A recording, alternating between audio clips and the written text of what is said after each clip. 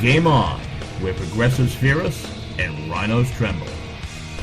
Welcome to the political jungle. I'm JD. This is Stacey. No one is safe. No one is spared. Lock up the children. And the old folk. Welcome to the world of liberservative conservatarians.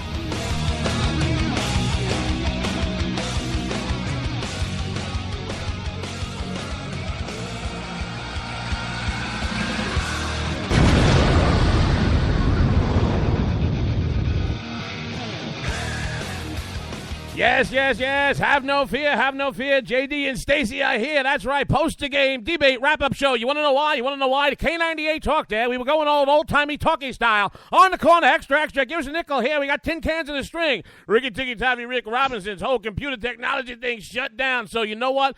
JD and Stacey took the situation, scrammed it by that schmeckle, and we said, okay, baby, if there's going to be a post-debate wrap-up show on that K98 talk, we're going to make sure it gets done. I want everybody in the chat room right now to tell us how happy they is. Right now, we're going off the air. I want to hear somebody tell us happy. Happy. Remember, there's a 15-second delay. Shut up! Happy. happy, joy. Happy, joy. Happy, joy. Grab by the schmeckle. All right, Ron's got it. Yep.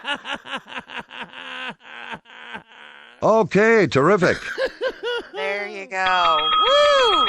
This is what we call train wreck radio, folks. Woo! All right, I have no idea what we're going to do for the next 59 minutes and 45 seconds. Remember, folks, we're not just here live randomly at different times and hours on different stations on the radio dial, but if you want to find us consistently, you should go down to the sheriff's office because evidently there's warrants being sworn out. Oh, my God. Crazy's back. Oh, yes. Oh. Hey, Leonard Skinner, make sure you get up extra early and put 4 packs of Marlboro Reds so you have a stroke and drop dead on the way there. You heard me, Jekyll. Swear a warrant off against that. Somebody just needs to lay off the vodka. Oh my God, we have breaking audio from our new jerk-off stalker. 3 simple words. I am gay. And Mark, thank you for providing us with that audio. So. Oh. That wasn't Mark the musician, was it? Who the hell is this, and how'd y'all get in my room? Hey. We're back, guys. I actually managed to finally figure out what the heck happened with my connection. So, yay. Okay, you want to know something? Hold on a second. Anybody who has a kid awake right now is a delinquent parent. So let me be the first to say this right now tonight. This is bullshit. I mean, this is monkey ball racking around the rinkety ding dong ass pipe bullshit. The debate. I can honestly say I've never heard that before. And then we tell you something, You've never listened to our show, have you? That's the cleaned up version of it. You want to know what though? Here's the funny part. They were talking about Putin. Putin better be careful because after tonight's debate, Kasich and Bush, I think, are most aptly suited to run for president of.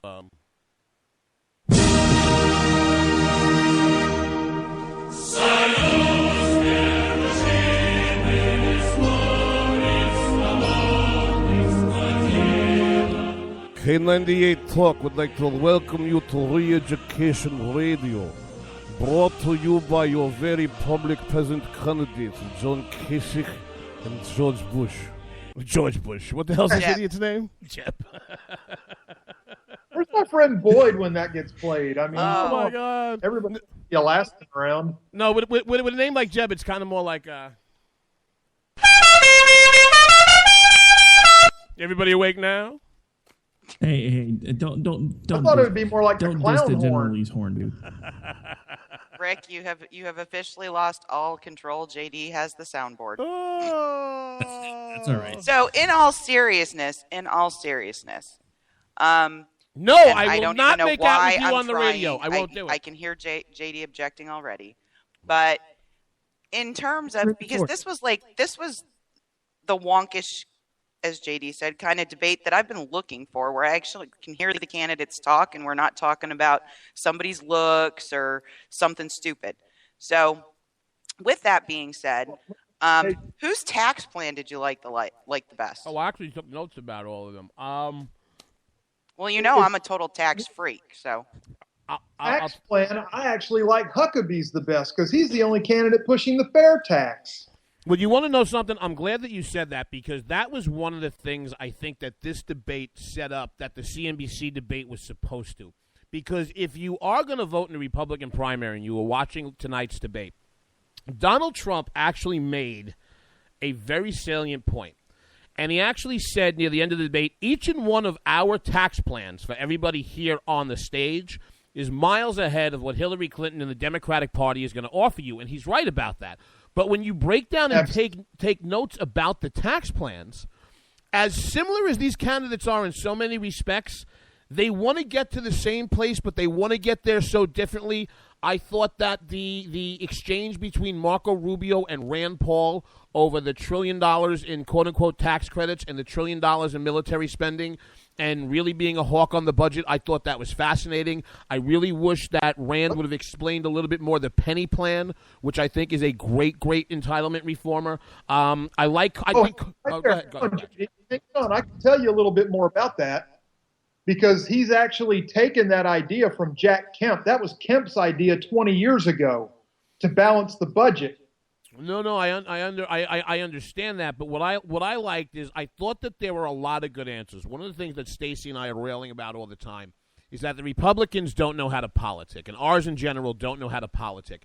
You know what I heard tonight? I heard another home run answer by our own Stevie Wonder, Ben Carson. I'd like to thank all the people in the world today, and the children, and my tax plan. But when they smacked him, because I did think that there was one little gotcha moment, because what they do is Carson said, the Bible says tithe 10%. So Carson's a churchy, and he uses tithing as an example of a flat tax of 10%. Not saying it should be 10%. So when they asked him the question in taxes today, of course they used the word tithe because they wanted to debate. That's right, and they want to debate a conservative for getting into the pew and not into the fiscal professor chair. And you want to know what? He didn't take it because what he said is, when I speak about tithing, by tithing I mean proportionality is what he said. And I thought that was great because you want to know what? He took it right out of no, I'm not a Jesus nut into proportionality, taxes, fairness. And I thought their answers tonight, even how different their plans were good. I think that they're becoming better candidates, except for Bush and Kasich, and Rand Paul should stop taking Ambien before. How does Bush think that his tax plan is best if it's supposed to accomplish everything he says it will accomplish, but doesn't cut the tax rates down as low as anybody else's plan? Stay out the bushes. I mean, that's basically that's my take on anything Bush has to say. Well, did you like my use of your hashtag, brother? Do we actually know the fifth agency that Cruz is going to cut? Because I heard you said Commerce twice. He said Commerce twice. He kind of had a little Rick Perry there. What is it with Texas? What is it? I'm going to tell you something. What I want is I want the Texas peyote that comes out of the cactuses down there. Mm-hmm. Because you have okay, after Rick Perry going, and there are three things that I want to do. I want to kiss babies, I want to love Jesus, and I mean that was the whole crux of his campaign, and he was over. So you would think if you were a politician who is running from the state of Texas, especially if you look like Count Chocula, the way that Cruz does, you would want to avoid that moment. But he had a commerce. He had a commerce. Like Count Chocula. And I thought it looked like Blueberry. I was hoping it was the Department of Education. Who does? Along with energy. Well, you know what it is about Cruz, and I had always blown this off as pundits kind of giving him a rougher go than most, but I will tell you something. I like it, and it's a disadvantage. There's nothing that Cruz kind of won't disagree or say. But Senator Cruz, that'll increase the deficit. But that's okay because of ISIS. But ISIS this. Don't worry about ISIS. No, I mean, it's just he's well, that's why he was a debate champion in college, right? Well, yeah. I mean, that's why he was Solicitor General.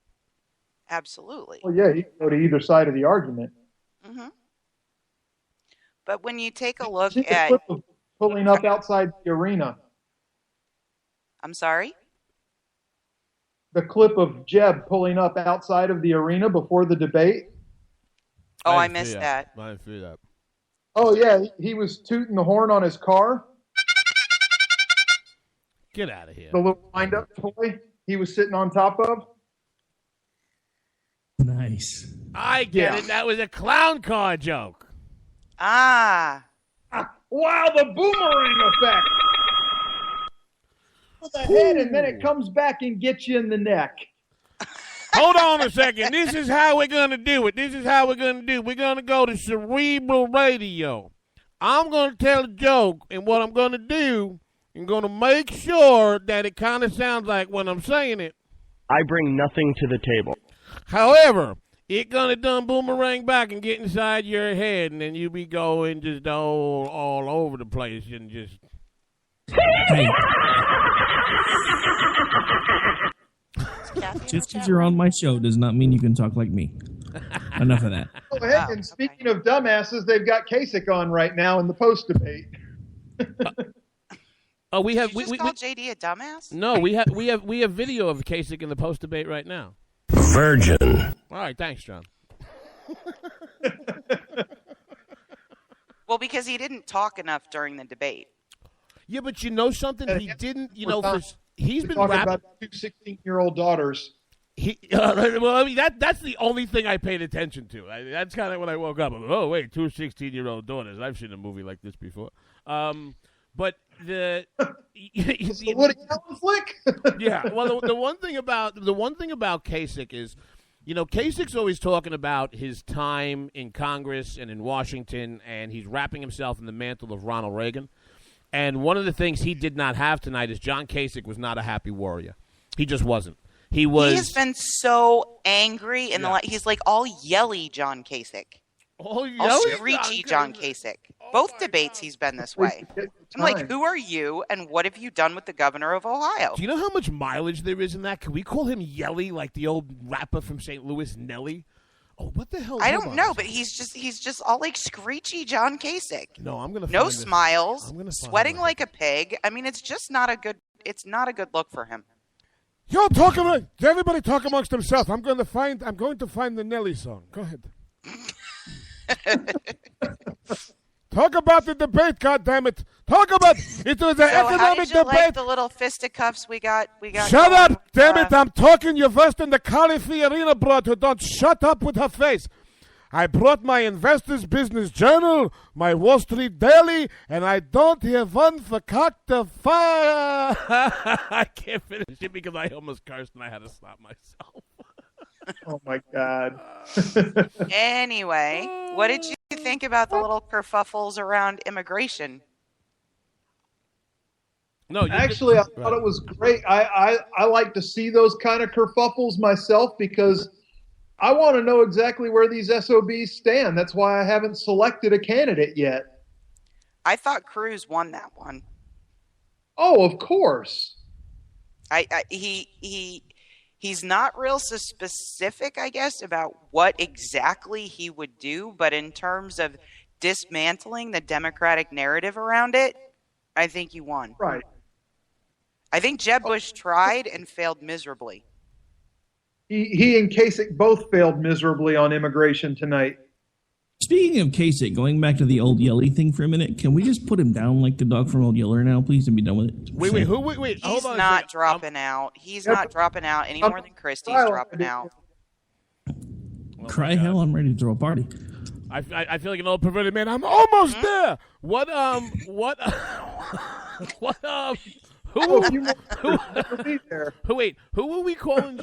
are we calling Jelly? Yelly, Kasich. John Kasich. Yelly. Hold on. What are the chances this will play without the ad going first? Hold on. Let's see. Let's pray here. Well, hold on. No. I ain't getting caught like this. Hold on. Keep talking amongst yourselves. Looks like some folks have had it with their airline. Shut up! I'm sorry. All right. Talk amongst your hell. I'm going back to this. Well, I mean, how do you think Donald Trump sounded during his time to explain what he would do regarding immigration? Him, I would have liked to have heard talk about two 16-year-old girls. Seriously? No. Look, I honestly, I don't know how, other than disincentivizing, you get all the illegals. Well, you're still not going to get them all, but you get a large group of them to leave if you quit giving them free stuff. I agree with that. No, I agree with that part of his platform without a doubt. I'm even far right of that. I'm like, stop doing ESL in the schools. Let me tell you something. He's right on. He's definitely right on Eisenhower. That's a great description because I am tired. I am tired of being told. I am tired of being told that we can't send anybody back. And I've been waiting for one of these candidates. As a matter of fact, Stacey, your father is the one, especially if he's in chat.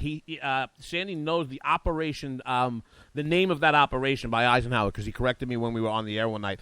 I thought that was good. Which JD always enjoys. Well, no. I mean, your dad's really smart. But one of the things that I think that Trump was 100% correct about, and we're going to say what we say about the Donald, but we need to be intellectually honest when he hits on a point. And I thought one of his best moments in that debate, and one of the things he was 1,000,000% right about, was currency manipulation, and how currency manipulation honestly is weaponized and militarized by other great powers that we try and do, a straight business with. And between the way that we are hurting ourselves with our own currency manipulation through quantitative easing and how that's affecting the price of the dollar and the cost of goods, and when you combine that with the fact that we honestly allow with no consequences, whether it's China or even France when they started the free fall, Germany to some extent because they have some worries now. When you allow these central governments to really centrally control their economies,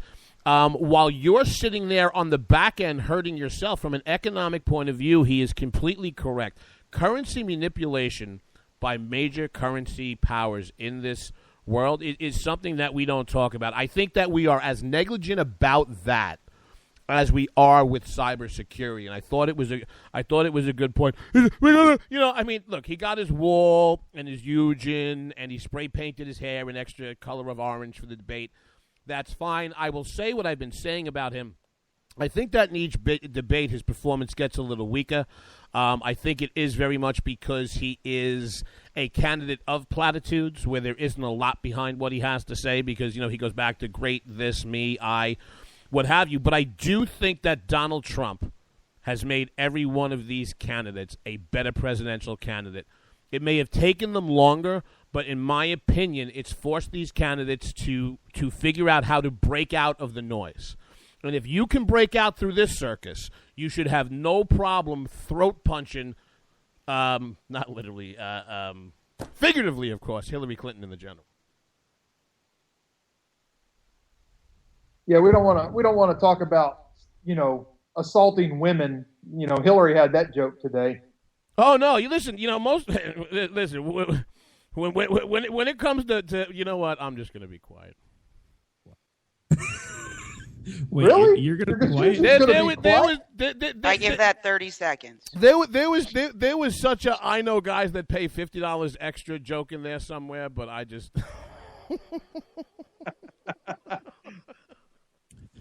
She might give you the money back if you're quiet. Here's my thoughts on Trump, and it goes back to something that Dr. Arrington said when he was on my show with me a few months back, and it mirrors a lot of what JD just said. Trump, I think, has caused the candidates that are actually serious about becoming president to step up their game, to get past his noise. And I think that is the one purpose that he's probably serving fairly well. I do like a little bit of what he says about immigration, because I think if we would focus on not giving them free crap, that a lot of them would basically go home on their own. But now for my one other question. Someone had mentioned, because I was listening on radio, you had mentioned that he spray painted his hair an additional coat of orange. Does that make him officially a Trumpkin now? I'm just asking. It makes him a Trumpa-Loompa. Okay, just Trumpa-Loompa? Or did his hair just get tagged by some illegal kid with a can of spray paint? Oh, grouchy! I really that. Think in terms of everything, with the exception of some of the conversation around with TPP, which he actually had a defense for the comment that that somebody made that China isn't in the deal. TPP is a docking agreement, and afterwards, with a majority vote, anyone can come into the deal. So that's a potential. And being concerned about China is actually a valid thing, but he didn't know that. But in terms of talking about trade and some of the failures in the TPP agreement and what maybe better ideas around free trade looked like, he had some good points. And certainly, depending on your views on immigration, you may want to put your arms around him and hug him, and you may look at him. I mean, there was a lot of booing in the audience, too. I think this is an issue that, to a large extent, many conservatives are still divided on in terms of what is the actual solution for the people that are here. And, I don't claim to have the right one. Go home. I don't know. Go but home. I think other than those two things, I think he was kind of a little outclassed by the other people on the stage, especially around foreign policy. Oh, yeah. And the tax plan. I do. He did not have a good answer to why the flatter tax structures, the fewer deductions, et cetera, closing loopholes is wrong. No, and the funny thing is, I was surprised he didn't go after Carson, because Carson definitely has boned up, but he left himself a little vulnerable. But look, the one thing about Trump is Trump's immigration plan basically is, Who is your daddy and what does he do?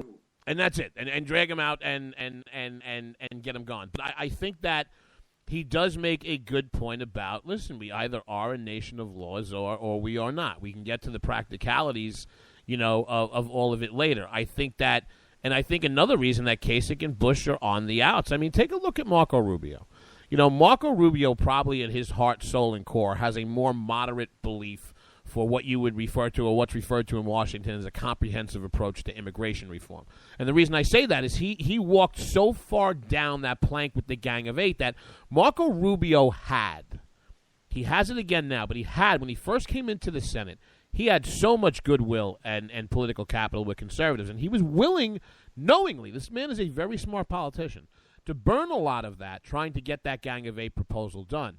You don't hear him walking down those hallways anymore. And when you take a look at Kasich, or you take a look at Bush, who tended to try and make, what in a Republican primary, now you can argue about it or not, in a Republican primary, some of their stances are going to be seen by some primary voters like an amnesty. I live in a place, Stacey makes this point to me, maybe I'm jaded because of it. I live in a place where I live in the home of Ellis Island. I live in the most beautiful, diverse immigrant community on the planet. Everybody on the planet lives where I live. But you want to know what? Most of these people came here legally. The amount of illegal immigration that has settled in the greater New York area, it's stifling. Because you sit there and you look, where I live, you can't not know people who came here from other countries. And you know them, and you know their story, and you want to know what? It is not easy to become a citizen of this country. And if you do it legally, you have to want to do it. And I think that there's a lot of, not just on the Republican side, I think in the country writ large, where, I call it economic anxiety, call it what you want. There are only so many X dollars to go around. And either we start paying attention to people who are citizens of this country, and we start considering ourselves a nation of laws that we're not going to allow to be violated, otherwise then Trump's right. Where are we going to end up? No, and I definitely agree with the statement. And when you look what's going on in Europe, it scares the living daylights out of me. I'm not saying that necessarily any perspective on this is wrong. I think it's something that on the right we're going to have to come to terms with, because we're certainly, I agree. As a group of conservatives or conservatarians, I don't think most of us are going to support any kind of amnesty. Would you without agree? Certainly deep cuts to the kind of social programs that Donald Trump is talking about.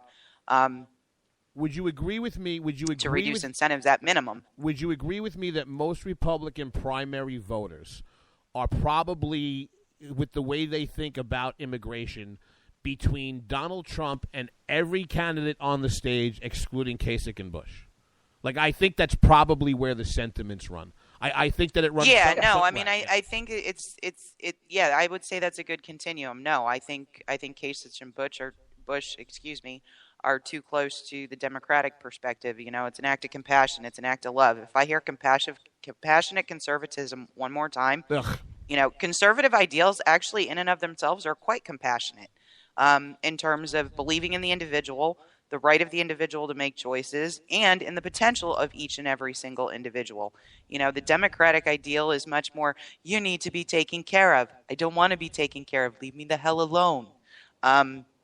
So, I think we've got to do a better job of selling that overall. But like I said, I think really in that whole debate, Cruz won the day with the philosophy and how you push back on the narrative of the left. Yeah, I think that. Yeah, I think that if you had a scorecard, to my mind, it was either Cruz or Rubio, because I mean Rubio, and you and I had the opportunity to see him in that to get to see him in that small lunch avail we had a few months ago.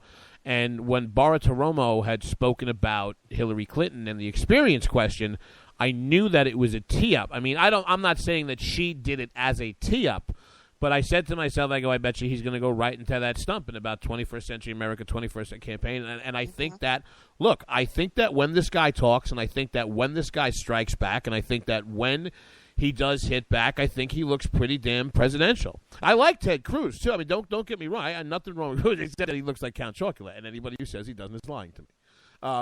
Well, as I think about the majority time during the debate,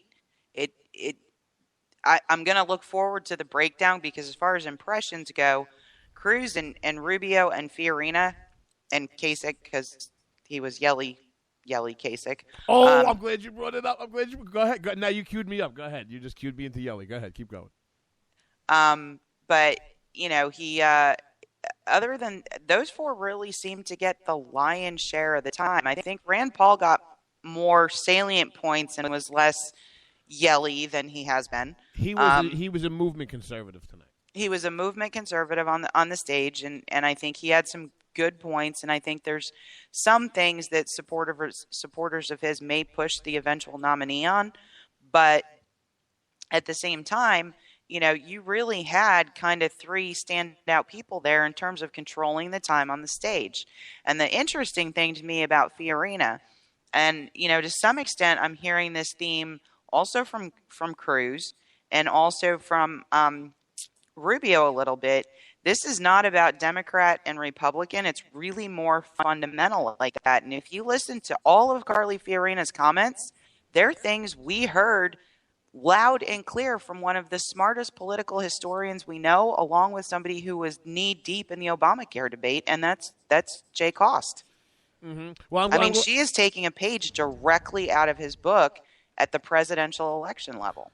Did you realize, before we bring Rick and Grouchy back in here, before they just hang up the phone or just leave us, you do realize that you actually, even though his campaign was killed tonight, you did come up with, we now have a John Kasich theme song, right? We do? Yeah, what did you call him? Yelly? Yelly. Okay. Beaker, get to work on this. Let's see if this thing... Hot and so hot and so hot and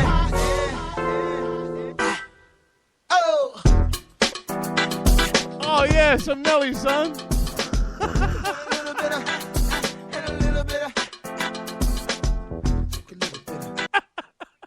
Amnesty, get a little bit of amnesty. Oh my God, I can't believe you know this song. Good God, put your clothes back on. God damn it. Holy cow. Hey, back Grouchy, up I'm impressed. No, wait, hold on a second. Grouchy, get jiggy with it, baby. Come on, we're playing underneath, baby. Get loose with the lyrics. Go ahead. Look, if you want me to write the whole song out, you got to give me an hour, okay?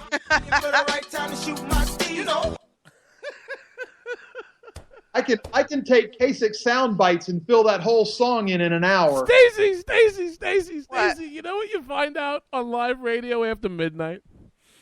You find out things about people. What's that? You find out things about people. You know what we found out? Grouchy's a freak, baby. Hey, I never would have thunk it. Now, no palms. Grouchy, that straight up freak, baby. We got the movies coming back. Get out your 8mm, get it on the wall, and say hello to K98's Don't Talk Naked Grouchy, baby.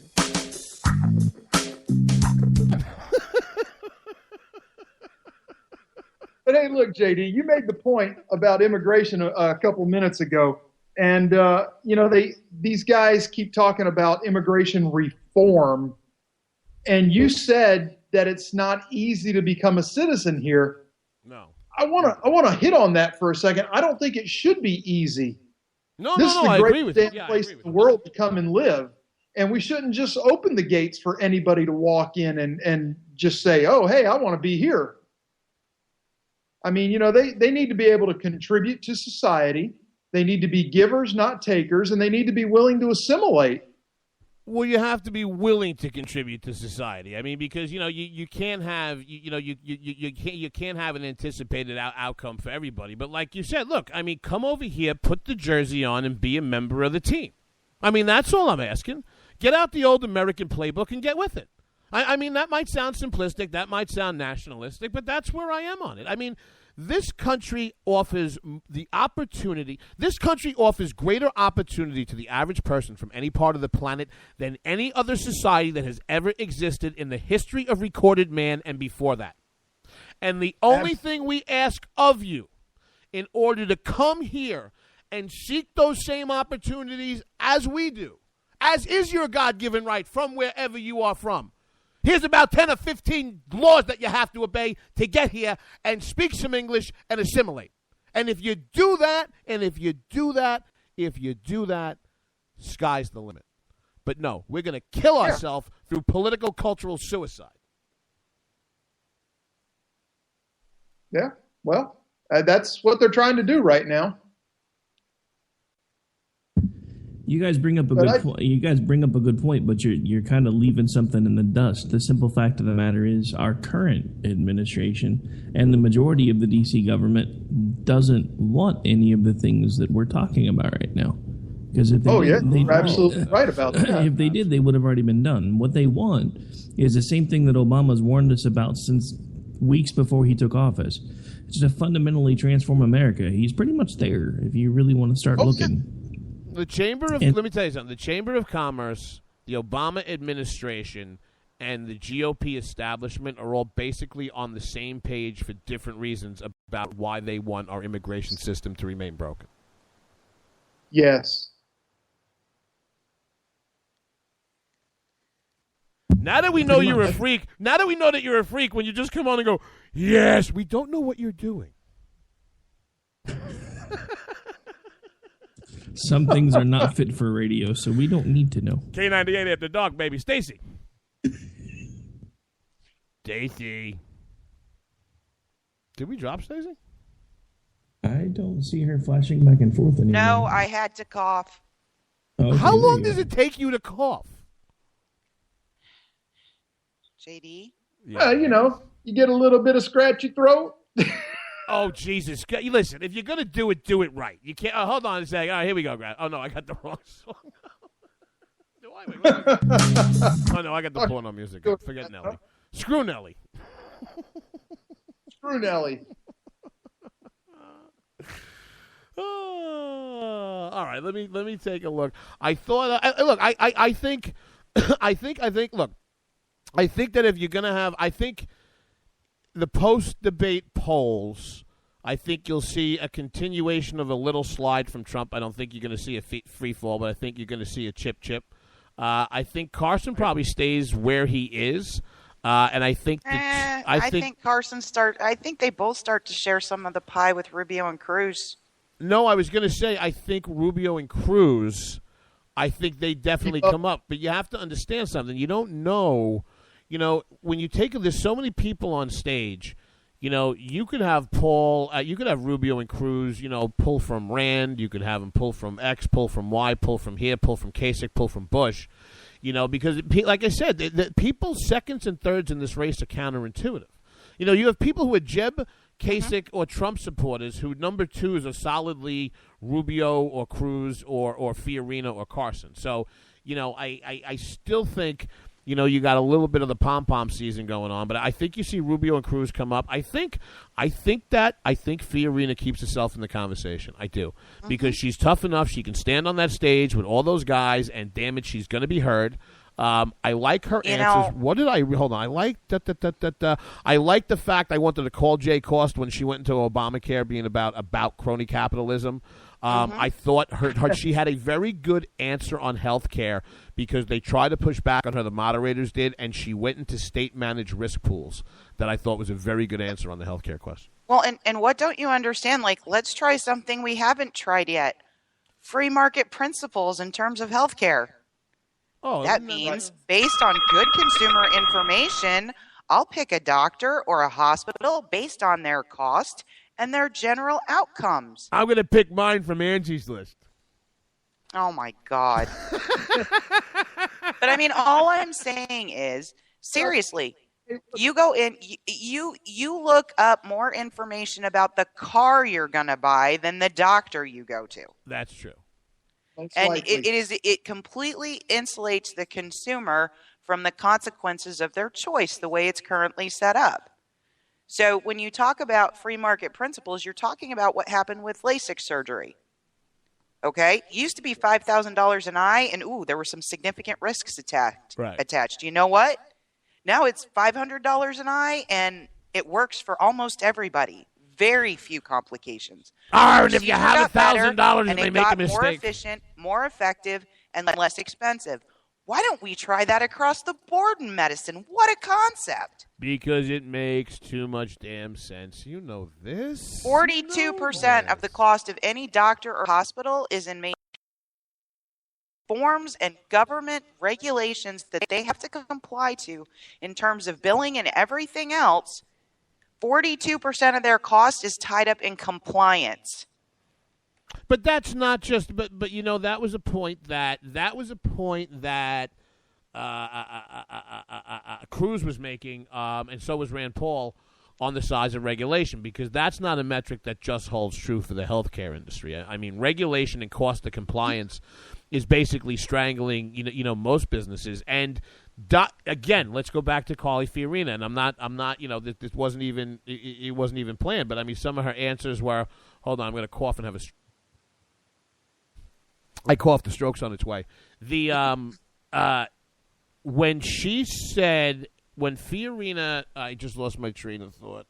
When she said that she has seen the beginnings of socialism in the United States and that it was Dodd-Frank, she's so right about that. She's completely right about that. I used to work in M&A, in mergers and acquisitions, and before that I was a trader. And you take a look.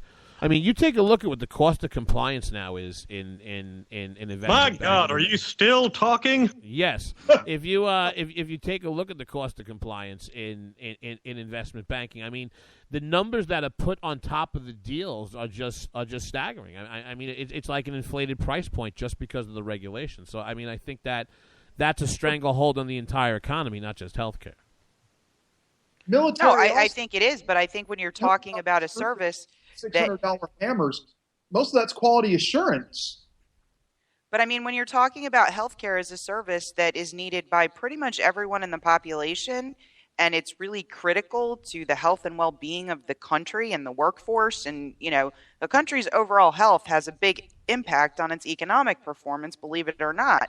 When you're talking about that, why would you want to bake in 42% of the costs in regulation against government? Do you understand how much less expensive it would be if you just went to the doctor and there was a price list? I'm not saying that medicine should be regulation free. I'm saying insurance in the middle has completely insulated the consumer. And when she talks about free market medicine, we have examples of where it works, and they're it's pretty easy to see what the outcomes are.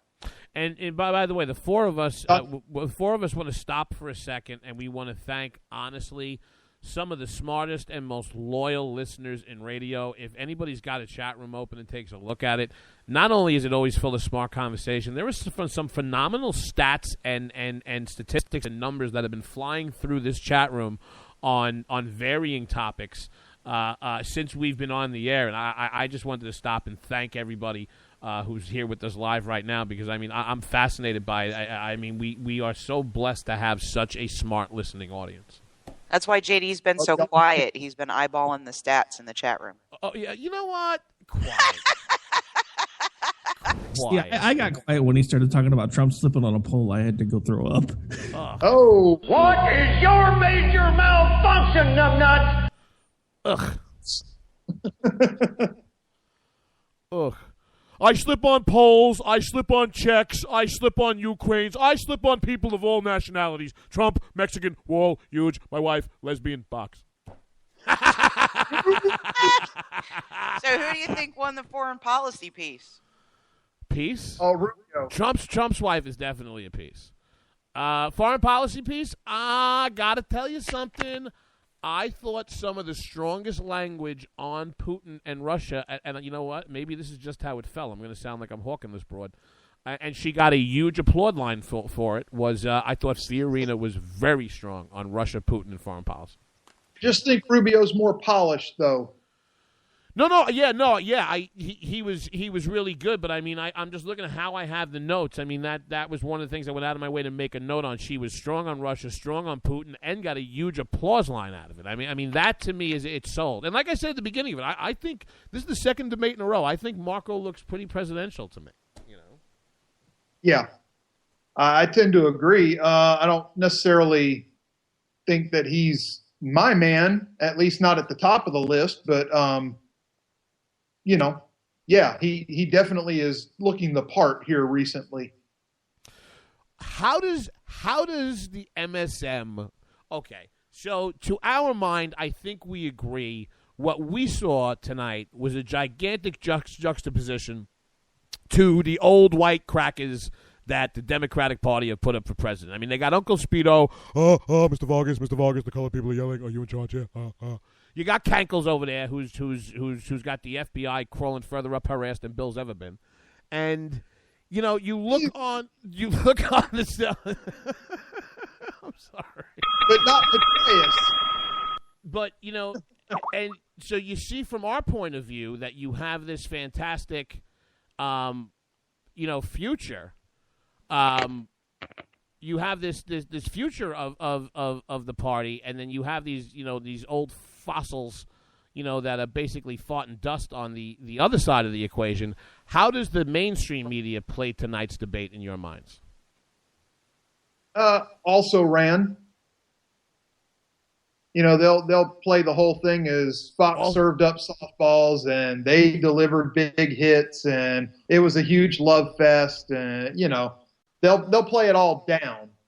I thought you were going to say, you know what? Doesn't Also Ran sound like the name that Rand Paul would name his kid? Also Rand Paul. Yeah, that'd be his son, right? Oh, my God. Something like that. Rick, are you still with us? Yeah, I'm still here. I'm just laughing my tail end off, so I figured I should. Hi, I'm Senator Rand Paul, and this is my son. He's also Rand Paul. Also could be gender neutral. You guys are kind of sounding a little sexist right now. I'm just saying. Well, 3 simple words. I am gay. This is an equal opportunity show. Vaginas. Yeah. Yeah. Exactly. Vaginas. I can't breathe. Oh it's a post debate analysis with a hint of mescaline meets a Japanese game show. Excuse me a second. Speaking of sexist, would you get your ass in the kitchen and make me a sandwich? I'm hungry over here. Oh, I like that. Good for you. Good for you, brother. Good Lord. Good Lord. Good Lord. Good Lord. Hey, in about 2 minutes, it's going to come flying around the corner at my head, but... Oh, I would. There was one thing that I wanted to hit the moderators on. Cavuto, who I actually happen to like and I thought did a great job, was actually factually wrong on one point. When he was speaking about the Bank of America example with Ted Cruz and whether or not he would allow another financial institution to fail. And I have to tell you something. Full disclosure. JD, maybe I'm bad luck. I was on the street for 9/11. I was there during the financial collapse. And, I spent my life in that industry. I don't think that the bailout should have happened. To my mind, you cannot become the next Goldman Sachs or AIG if you don't allow these institutions to fail. And, the only good point that I thought that Bush had in tonight's debate was about capital requirements for some of the investment banks. And I do agree with that. And I do agree that you cannot bail these institutions out the way that we did back in 2007.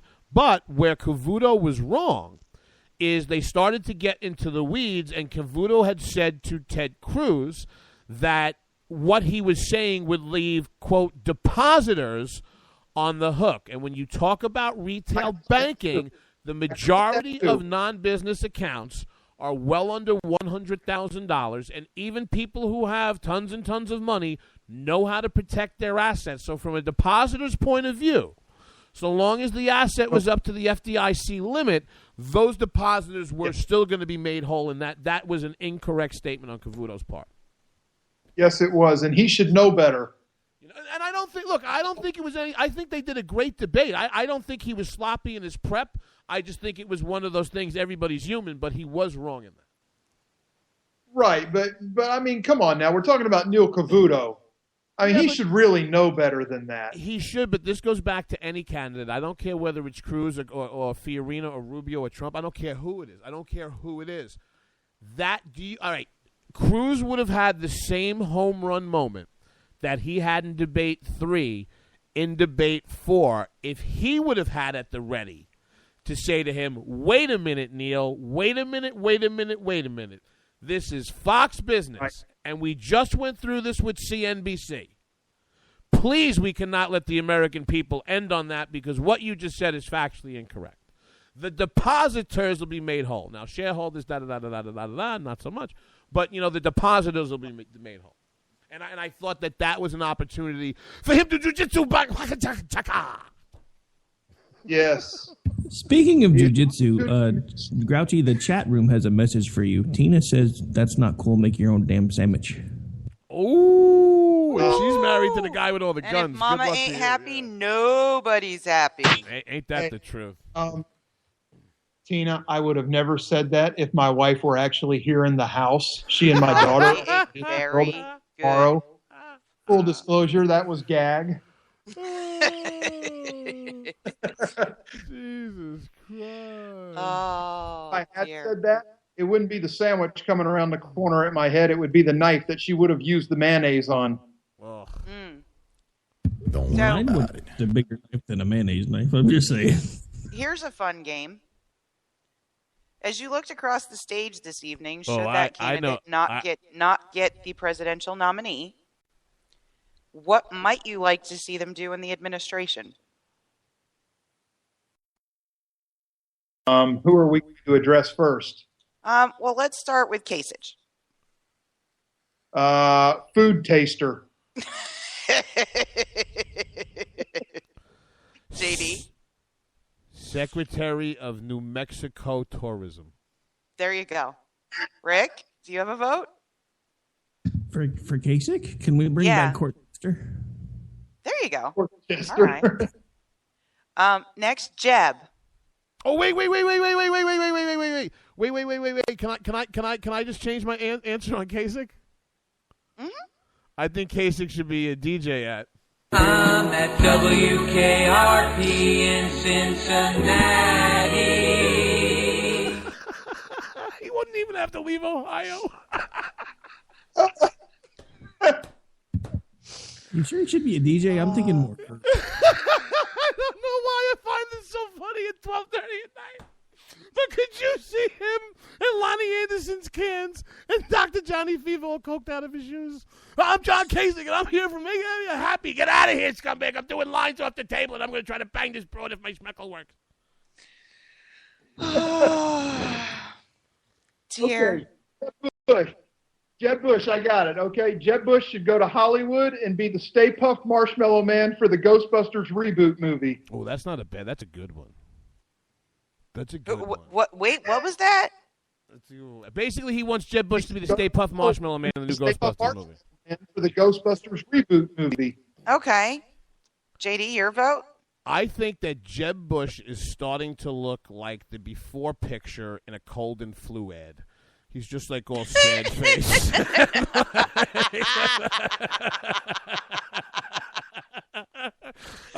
JD. Oh my God, Rick! JD has one message for Jim. It's over, Johnny. It's over. Nothing is over. Nothing. You just don't turn it off. But you can. It's over, Johnny. But you can do cold and flu ads. Since his political career is pretty much assuredly over, and going back to the original point of a good placement in the administration, next ambassador to Libya, please, for $200. Oh my! You really said that, didn't you? Wow. Rick. Okay, Rick, you came next on Rick, the stage. Was Rick, it Trump? Wait, hold on a second, Rick. If I No, it think was what you, Rubio. Rick, if I think what you just said is effed up, then it's effed up. Oh, durka. I mean, Jesus, Libya. Too Rubio. soon. If he wasn't president. Secretary, you're getting out of parking tickets. Didn't he have all like those traffic tickets? No, Rubio. I will tell you something. No, if. Because I could still be as a Secretary of State. But no, wait, because of his age,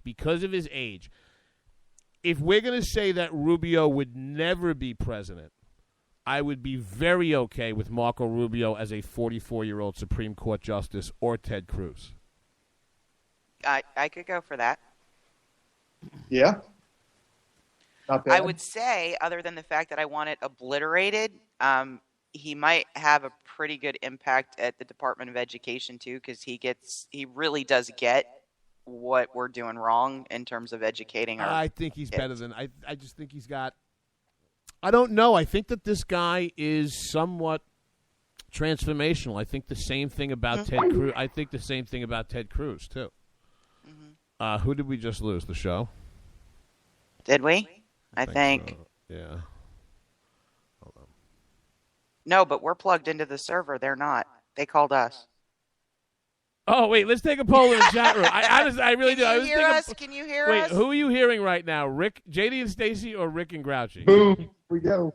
Oh, here we go. Oh, okay, so I believe next on the stage was Donald Trump. Oh, we lost it again. All right, poll back in the chat room. Who? Hello? Hello? Hello? Why do we keep All right, hearing while it you're drop still out? here, if Donald Trump is not the nominee, what should he be doing in government? I have no idea. Secretary of Lesbian Wives and Sex Toys. As far away from anything to do with our government as humanly possible. Mayor I was thinking of New York. Easter Bunny at the White House egg roll. How about There rich? you go. How about Mayor of New York. How about unemployed rich douchebag? Okay, Well, isn't he JD, that I now? think you have That's tip for the what win. he is now. JD for the win. All right. Oh, what I win, baby? What I win? A lot. All right. So next on the stage, Ben Carson. Oh, we can't do listen. We can't talk about Ben Carson without.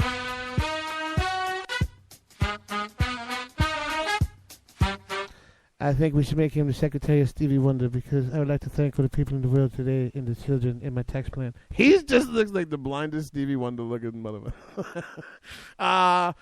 Ben It's getting Carson. late. He's superstitious. I think Ben Carson. I think you go. I will tell you something right now. Honestly, I'll tell you something right now. If you're not going to be president, the next president of the United States who doesn't pull him inside, and whether you want to call it a czar or whatever you want, make him the guy that transition us off of this disaster called Obamacare. That's what I want out of Ben Carson, or again, Supreme Court Justice, or Stevie Wonder lookalike. Actually, I think Trigger brought up a pretty good point. I think it was Trigger. Hang on, was it Trigger? What, secede? Yeah, Surgeon General. Oh, Yeah, that's just a glorified. The Black Sea Epic Coupe. Yeah, I mean that's like a glorified like billboard dude. Don't do this. I mean, yeah, no. The I want him surgeon, to fix the healthcare surgeon system. general says that smoking and anal sex can cause heart attacks. All right, great. I want more out of Ben Carson than doing smoking and anal sex ads. Yeah. You just called him Stevie Wonder. No, what I said is he's a blind Stevie Wonder looking mother. I mean, every time he asks me a question. So, Dr. Carson, what would you say about your tax plan? And I would like to thank all the people in the world today and the children and talk about my tax plan. He's just the nicest. Don't get me wrong, I really like the guy. JD's original idea. I'd like to see him be the one to transition us off of the Affordable Care Act. Whether you call it a czar it's Obamacare. or Jared does as an advisor that technically doesn't have a job but is a job. I don't know. Check out the chat room. Wait, what did Ron? Oh my God! And any of you who don't know Ron, please get to know Ron. Chaplain. Seriously, Ron. Yeah, Senate Chaplain. We already had Jocelyn Elders.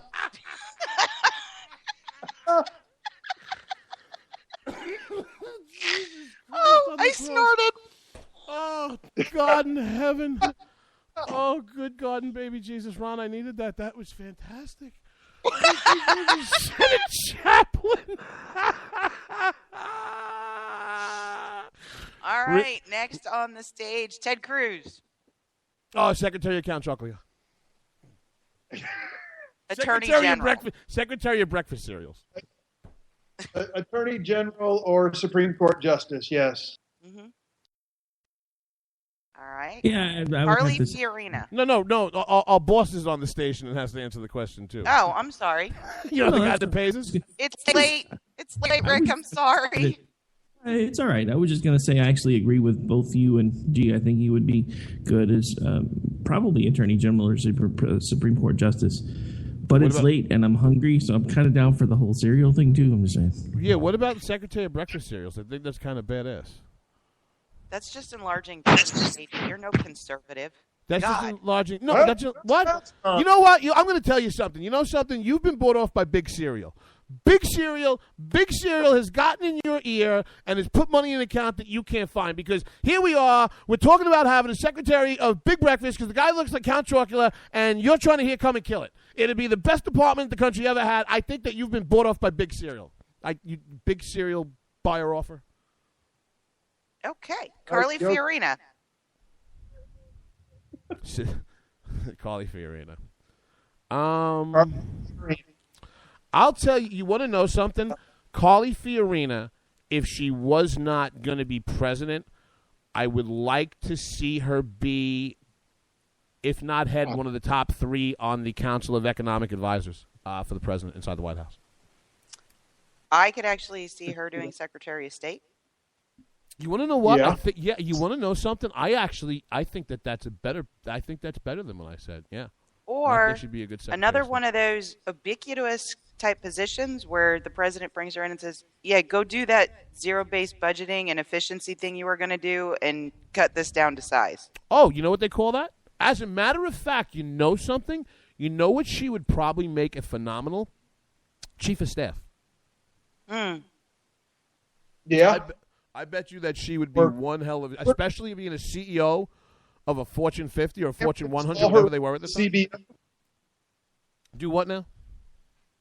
Could we install her as like a czar over CBO? No, because you want to know something. If you take a look, at CBO, if I understand CBO correctly, if it doesn't come under the umbrella of OMB, it's at least tangentially attached. And to my mind, one of the smartest people that ever came out of there were both Larry Kudlow and Douglas Elmendorf. And to do that, you really have to be a serious, just deep number economist. But I will tell you what. You know what I think a smart Republican would do if she didn't win? Back to Secretary of cleaning stuff up. If you come in and you take a look at everything that's atrophied under this administration, whether it's the VA, whether it's the Secret Service, whether it's this, whether it's the IRS, or what have you, kind of make her come in as a special point person for fix everything. Not be president and make the policy, but hey, my priority in my first administration is to clean up the IRS, fix the VA, and she's running point on all this. I wouldn't. Yeah, I mean, that whole like efficiency model. Okay, let's get our arms around these regulatory agencies. What are they doing? Are they necessary? Government technology. That's not a bad. You know what? I'm going to tell you, Ron just turned my head a little bit. Maybe even a position for her over in DHS, because I think that melds a little both of what she knows about technology and the skills that would make her a good Secretary of State. Maybe something with cybersecurity or something like that. Yeah. Well, next time you turn your head, cough. What? Oh, Trigger's looking to get slapped in the back of the head by Tina. He just busted out with Secretary of Sandwich Construction.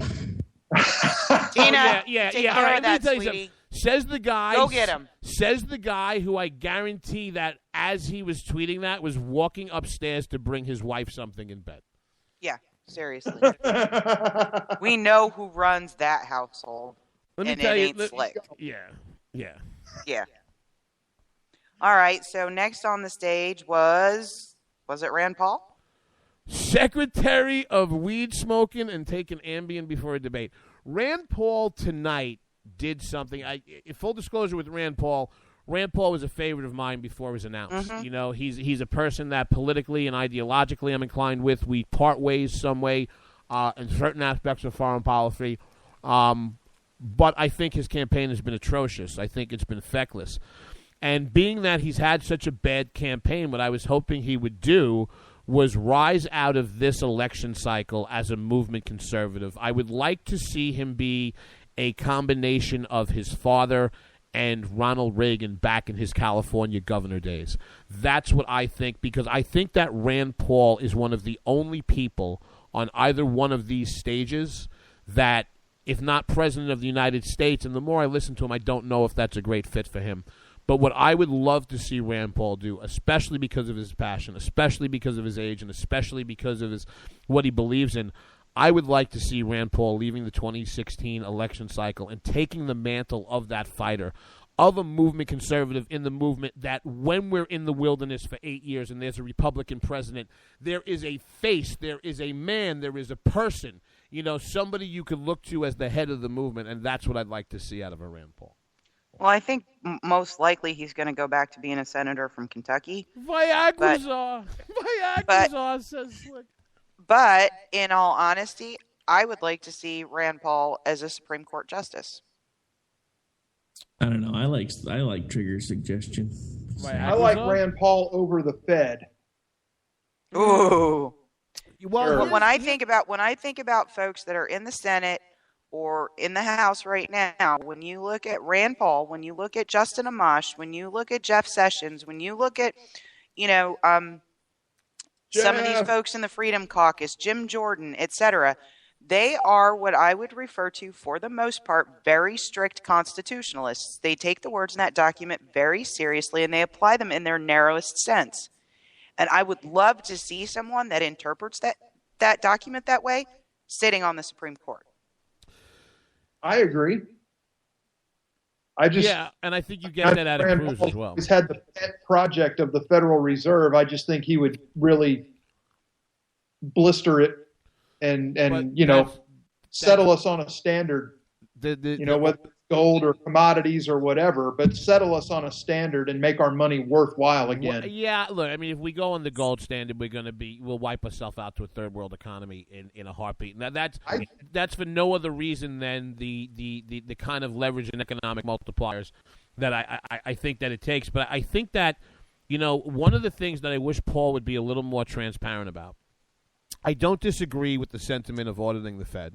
But this goes back to the same way that Cruz and everybody else on the right lies about Planned Parenthood, all right? When $50 million of the $500 million that gets paid to Planned Parenthood from the federal government, when 50 of the $500 million is block granted, and the other $450 million are direct reimbursements through Medicaid per patient, then you have to be straight and say, we can't defund Planned Parenthood until we change their funding mechanism. I mean, it's not that you can't do it, but be straight about how and why. And I think that with the auditing of the Fed, it's the same thing. I think the Fed has to be audited, but I will tell you something right now.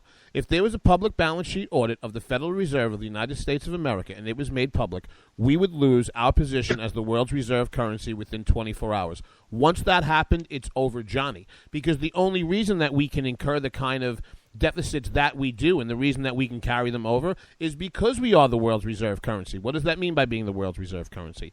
Basically, we guarantee through the full faith and credit. It's the currency that's used all over the world and that backs basically every asset and commodity. And there's been a push for the last 20 or 25 years to change this, especially when the dollar has been really weak.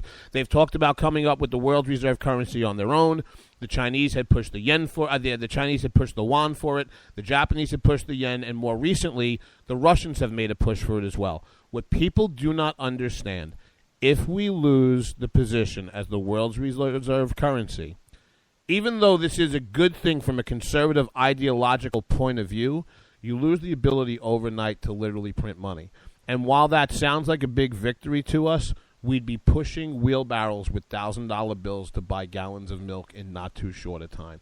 So while I agree with that, I think it needs to be done, and I think serious people need to address what's inside of it, I don't think that audit could ever be public. Well, I agree with it not being public, but it does need to be done. Yeah. Yeah. Just by way of comparison, as I'm flipping through the journos and pundits list, which include Democrats, Republicans, and supporters. I'm not sure why. Oh, yeah. Anyway, what I will tell you is the person who's being trashed the most is Marco Rubio by Trump supporters as well as the left, which means he probably did pretty good.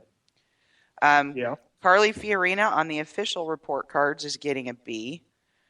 Rand Paul actually got a B this time, which is pretty interesting. I think that's high. I think that's fair on Fiorina. I would have gave her a B plus, but I think a B is fair. I think that's way too high on Paul. The only thing that Paul did, though, although you want to know what, you could maybe make the argument for that is because he did have one of the few purely conservative ideological exchanges with Rubio over the fiscal issue. Marco Rubio and Ted Cruz are the only two that got a B plus. Hello. Wait, who's grading this? I'm looking at right now Mark Halpern. Oh, he's a detestable douche. You know, Halpern wrote. But he's a detestable douche, and he's agreeing with you. Be careful. Yeah, I know, but you know he wrote Game Change with John Heilman, and I honestly shouldn't say that about John Halpern. It's late, and I can be an asshat. But you know, John. It doesn't have to be late for that. Yeah, that's true. But John. It's what is the caveat? I'm just saying. You know. John Halpern was the one that came out not too long ago. Let me get over to the intertubes here, and basically said, get ready and coronate Hillary. And John Halpern is, John Halpern's one of those supposedly moderate David Brooks types Republicans of the New York Times life that gets all wet in their pants about Obama's crease. Hold on a second. John Heilman, how Aryan of you. Well, I'll be quiet. John Heilman. Well, you had. Now, see, I have a problem with Jeb Bush getting a B. He had Rubio and Cruz at B plus. Everybody else at a B, except for John Kasich, who got a B minus, and I think Bush should have gotten one too. Here it is, October 26th. The most. All right, so John Heilman. All right, so this is who's given. What? Never mind. Finish your point. It's Mark Halpern, right? Mm-hmm. All right, Mark Halpern's column in Bloomberg, October 26th. The most likely next president is Hillary Clinton, and Republicans are in denial about it. So excuse me, Mark, if I don't take your letter grade so seriously this evening. Yeah, well, after hearing all of them, I don't take them very seriously either. I think he's seriously flawed. Oh, yeah. He's on MSNBC. But, I mean, in terms he kind of matched. I mean, we said Marco and Cruz kind of stood out. No, he was right. I think Kasich sucked because he was all yelly. Yeah. Rand didn't hurt himself, but he didn't help himself, so it doesn't matter. I just think Rand was closer to a C than a B.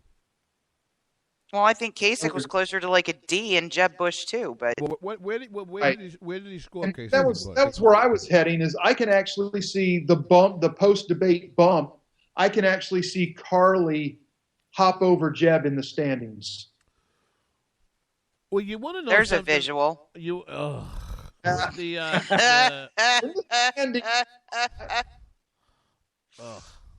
where are the white women at? You started. Mind if we dance with no dates? Yeah. I'd like to see what I want to see. I'll tell you the truth, and I'll go back to what I said before. I think that Kasich and Bush, if they spend $1 after today, it's for sheer hubris. They really should be out of the race. I'd like to see them go, and I'd like to see a Huckabee and a Jindal. I mean, I would like to see a singular debate stage at some point, and I do think that Huckabee and Christie, I think that in a lesser way than Donald Trump, but I think that Huckabee, because of his populism, I think that Chris Christie, because of his debate style, and I think that Donald Trump, because of what he's done to electrify and get these candidates to speak past him, I do think that those three individuals elevate the other candidates around them in a debate. And I do think that we're heading to a place that no matter who wins this primary, in my personal opinion, don't get me wrong, I'm not a supporter of his for president. In my personal opinion, the person that would take Hillary Clinton apart the most in a debate and the best, to my mind, is probably Chris Christie. But I think that coming out of this process, whoever is the nominee is just going to be so better prepared for a debate and is going to make Grandma look silly. As far as the people I would love to see debate Hillary Clinton, it's Ted Cruz and Carly Fiorina. Oh, no. Yeah. She's been taking Hillary Clinton apart since day one. No, I'd like to see a lot. I'd like this. Let me tell you something. I like I said, and again, I'm not a Christie supporter, but I think that Christie would debate her the best. I'd love to see Mark. I would with Marco, the way that Marco answered that question tonight about her experience. I'd love to see him debate her. Oh my God, Marco would just sit there and laugh at her and say, "Go home, Grandma." I think the person that she is intellectually worried the most about debating is probably Ted Cruz. Because all the pundits say she's worried more about Rubio. You want to know something? I mean, she's worried about Rubio's poll in swing states. She's not worried about debating Rubio. No, I don't think that. I think that what she's worried about, and again, this goes back to me. JD's not that stupid, saying about Cruz looking like Count Chocula. I think that Hillary Clinton and the Clinton campaign have been in retail national presidential politics long enough.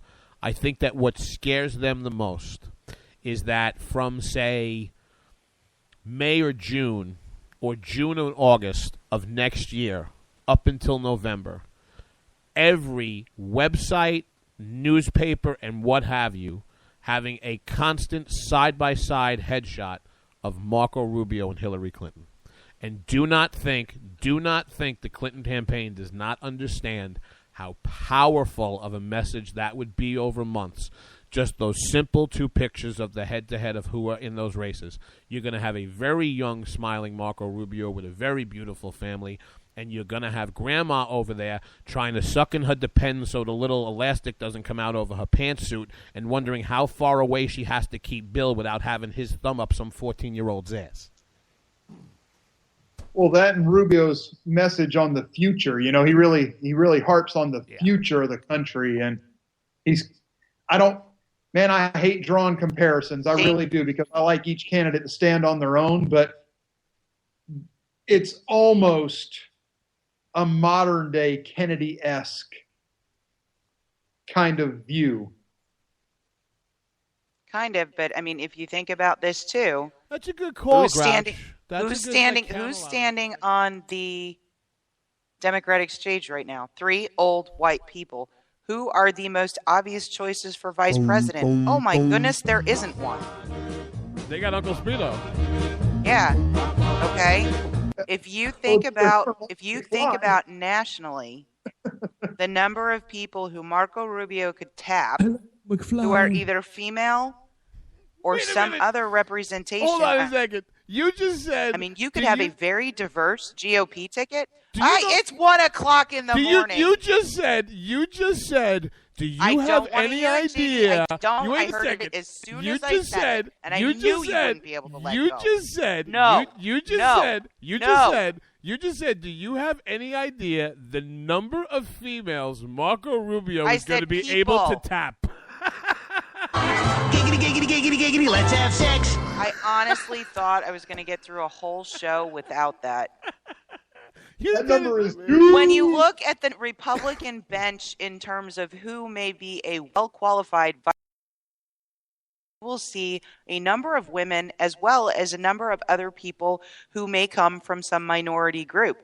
Can you think about the juxtaposition of what the Democratic team will look like and the Republican team could potentially look like? Point. Well, that's Think the whole about thing. this for a second. He could really go out of envelope and tap a Mia Love. Well, if Nikki Haley. If you think about it, right? I'm just saying. If you think about it for a second, and you say that the most, so let's say the most likely. Let me ask you a question: is anybody here in disagreement that the four candidates most likely to end up with this nomination, not in any kind of discernible order, but most likely you're going to be Rubio, Cruz, Carson, or Fiorina? Does anybody disagree with that? No. Grouchy? I'll swallow that pill. Greg? No, don't disagree. Okay, so I want you to think about this. Rubio and Cruz are 44 years old. Carly Fiorina is a successful, just as well-traveled, speaking to heads of state, female as Hillary Clinton, except she did it on her own privately, not on the government dole, and is a much happy warrior than Hillary. And then you have Ben Carson, who's black. You know, you can't. Who did we lose in this whole thing just now? I'm here. I blanked out, but I'm back. Stacey? I'm here. All right. So, you know, Rubio and Cruz are both 44 years old. So Grandma has the problem about running against the past and the present. You know, it goes back to I don't think that she has the Ronald Reagan quality in him to talk about his opponent's, you know, youth and inexperience and hold it against him. You know, I mean, she just doesn't. So you're either running against two 44-year-olds or you're running against a woman, which will kill her narrative, or you're running against Ben Carson, and good luck telling the GOP they're racist. I would tell you the truth. You know what I think ticket would make the left's head explode? Carson Fiorina, or Fiorina Carson. They wouldn't know what to do with themselves. That would be funny. Just from a sheer, if you just looked at it from the left's point of view and the way that they live, eat, and breathe identity politics. That's a dub. You want to know something? You want a good. I think you could take any combination of the four of them and make their heads explode. Yeah, it's a double-barrel shotgun to the face. Now I'm being told that they're trying to get the call back, so I'm still not sure who's on the air right now. So I got the Grouch and the Rick, gentlemen. We're gonna get. No, you're here. You're here. We hear you. You're here. You were gone, and you're here. Your connection absolutely blows. Rick, Grouch? Well, with that, maybe it's time to close it out, JD. I think so. We want to thank everybody for joining us tonight for the post-debate. Let's take a poll in the chat room. Who liked tonight's post-debate analysis? Hello? We've only got Slick, Tina, and Ron left. And they love us. So, you know. I'm tired. It's late. It is definitely more than time. Lady, you got those keys? I got those keys. Get me out of here. Get out of here. When are we doing this again? Thursday? Thursday, 9 o'clock. Tell the nice people where they can find you. Oh, not until much later tomorrow morning. You can find her at Scott's Fire and Stacey Lennox. You can find me at Game On JD on the Twitters. Grouchy and Rick just came back, but they didn't know we're ending the show. Remember, kids, thanks for joining us late live tonight. You can find me on bar stools, alleyways, the occasional donkey show, situations I shouldn't be in. If I live through it, I'll see you Thursday night. I'm looking for you, you Occupy freaks with your glitter bombs. Bring it on! Bring on the glitter. Everything has changed. Everything has changed in the last few years. Conservatives used to take it, and we're not taking it anymore. When our water heater broke down last month, it was a nightmare. It took 5 hours for the plumber to show up, and he charged us a couple of $100 just to come out. Then it cost another $1,800 to put in the new water heater. By the time it was all said and done, I felt like I'd been taken. But what else could I do? The smartest thing you can do is get a home warranty from American Residential Warranty. Their home warranties pay to repair or replace all your major appliances when they break, and they will break, and at the worst possible time. Call American Residential Warranty right now for free information on home warranties starting at just pennies a day. Don't wait for your refrigerator to stop running or your ceiling fans to stop turning. Call American Residential Warranty right now. Ask how you can save up to 50% on washer and dryer coverage. Just call 1-800-513-6154. That's 1-800-513-6154. Again, 1-800-513-6154. Call now.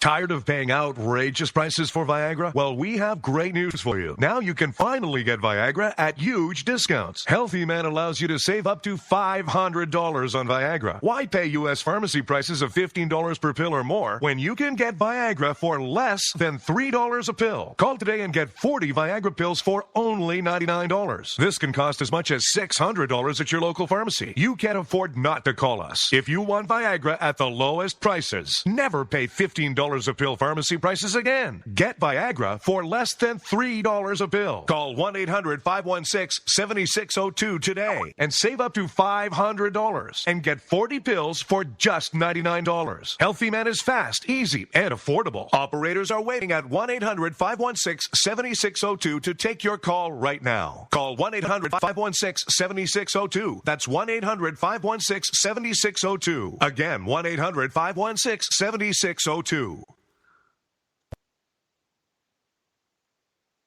Giggity, giggity, giggity, giggity, let's have sex.